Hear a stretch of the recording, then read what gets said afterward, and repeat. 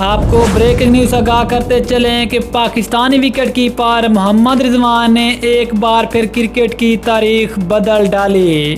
Zimbabwe के खिलाफ आखिरी टी20 मैच में मोहम्मद रिजवान की शानदार 89 रन की इनिंग्स दो बड़े रिकॉर्ड अपने नाम कर लिए।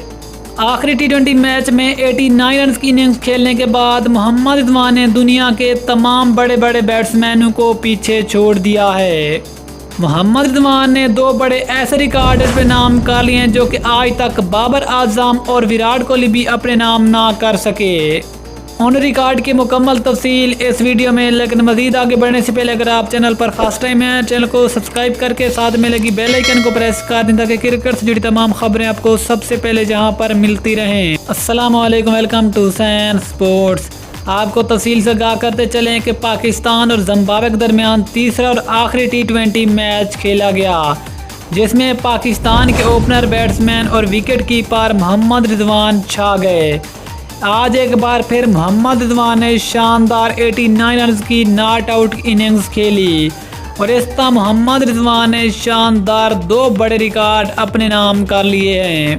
आपको बताते चलें कि मोहम्मद रिजवान दुनिया के वो पहले बैट्समैन बन गए जिसने कम इनिंग्स में ज़्यादा सेंचुरियां और एक सेंचुरी का रिकॉर्ड अपने नाम कर लिया है। आपको बताते चलें कि मोहम्मद रिजवान ने अपनी लास्ट 11 इनिंग्स में शानदार 6 सेंचुरियां और एक सेंचुरी स्कोर कर रखी है। इस तरह मोहम्मद रिजवान दुनिया के वो पहले बैट्समैन बन गए हैं जिसने कम इनिंग्स में 6 सेंचुरियां और एक सेंचुरी स्कोर करके एक नई तारीख रकम कर दी है।